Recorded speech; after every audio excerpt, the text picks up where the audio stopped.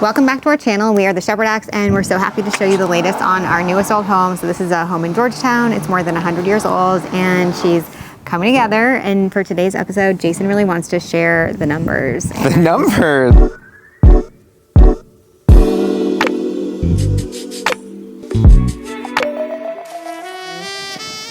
The numbers. For those of you who are just joining us, the only thing that is now left that is over 100 years old is the front of the home, because you guys will see we have now fully constructed all 4 stories of our primary house.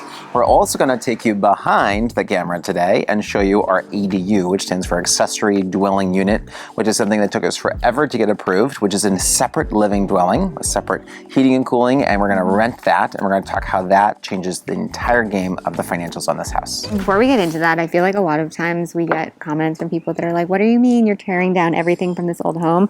So this is not a home that was like a masterpiece that you necessarily wanted to preserve every single element of it.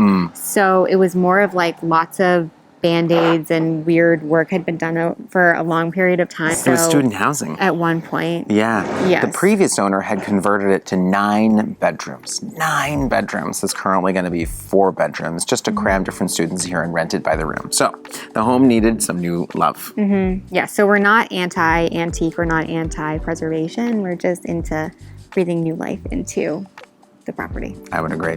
So we'll get into these financials. We bought this home for $900,000 almost 2 years ago. Hard to believe. And for this neighborhood, that's a great price for how large the lot is. So in Washington, D.C. or other parts of the country, in cities, the value in the property can often be by the size of the lot, which allows you to build something much bigger, which is exactly what we did here. We did a large addition off the back and added a 4th level, and then built this brand new garage in that location. Our construction budget all in was $1 million. And today, it might be a surprise for you, because this is my fault, we're officially at $1.3 million, or $300,000 over budget. And then another factor in here is how long it takes to do the renovation. It becomes more expensive because you're living somewhere else, which is just kind of part of the process. So in that number, we've calculated an extra 1 year of holding costs, because we're obviously not living here, but we obviously didn't buy it cash. We're financing it. And so the cost of financing this property is the holding cost every single month that we're paying in this project. And when we purchase properties, we are living in a property that we own, renting a part of it, and our intention is to rent the property that we're currently living in and continue to do that.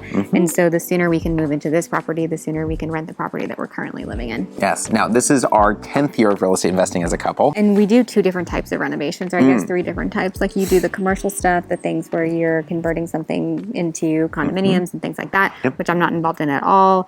You also do the quick renovations, and then what we do together is the things that involve more like charm and personality and things that are more bespoke and fun. For every single project that we've done, for the homes that we've purchased, we've tried to find a rental dwelling unit inside the building that covered 50% of our mortgage.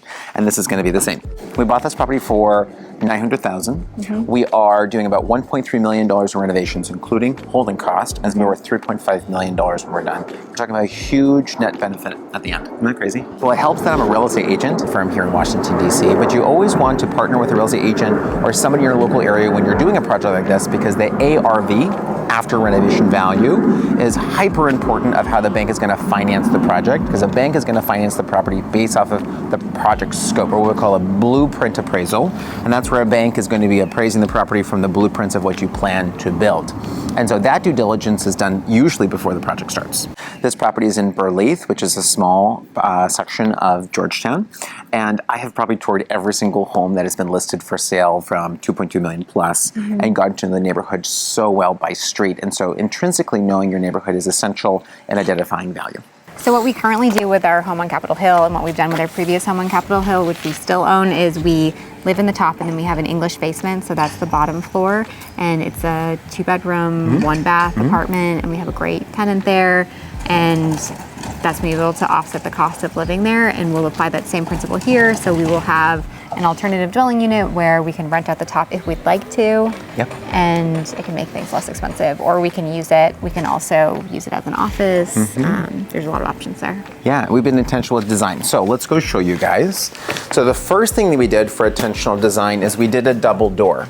We got a back entrance if somebody wants to rent the property and go right through the back, but we also added an internal door so we can park in the garage and then walk up the stairs or go through the back door and enter this space and use it for functional living if we want it as a guest suite or something like that. And let's go show you upstairs. So in this place, you're gonna see a couple different spaces, the perfect little family room. And then Allie, you're not gonna believe it, but we snuck in a kitchen right here. You're gonna have a fridge that's narrow, like a special little narrow fridge, a little narrow dishwasher, that's only this wide, Okay. a sink right here, and then a dishwasher. You're gonna have everything in one location. Amazing. Whenever we've had a property where it's Yeah. like, should we put in a dishwasher or should we have a laundry machine? It's always 50-50. But guess what? We have both. We have a laundry machine! In this location, we have a full-size laundry stack, which will be stackable and closed. I'm also not a really big fan of when you can see the washer and dryer. So it's gonna be closed in with cabinets, which is like a really big thing for me.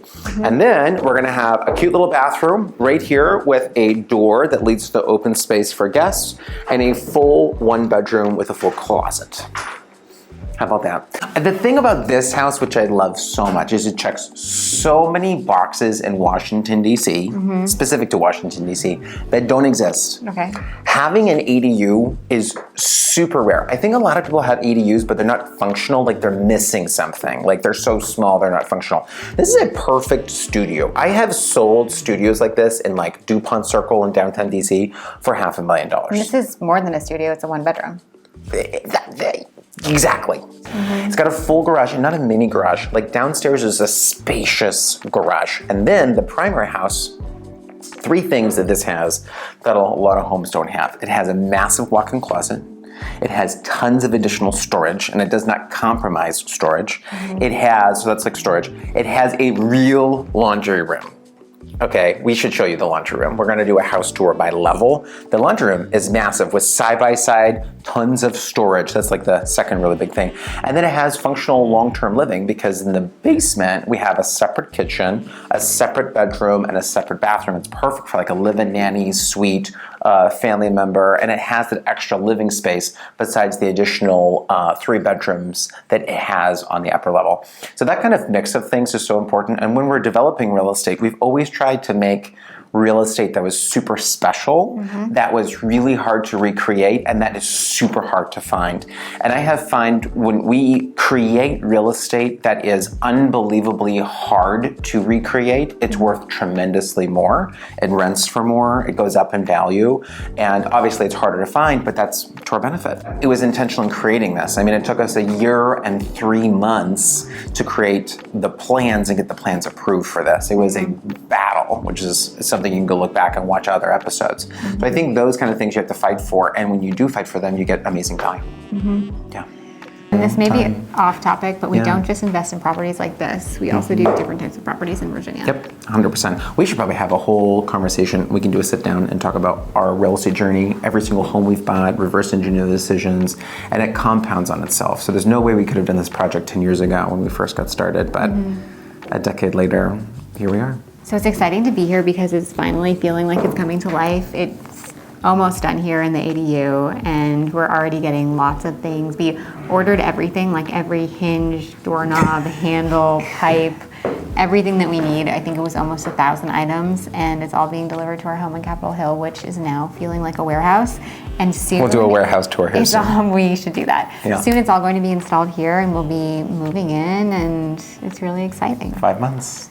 Or less. Yeah. Potentially. So we're grateful that you're here. We always love your comments, love your questions. So please let us know what types of topics and things you'd like to see next. And if you haven't already, make sure you subscribe so you never miss an episode, and we'll see you next time.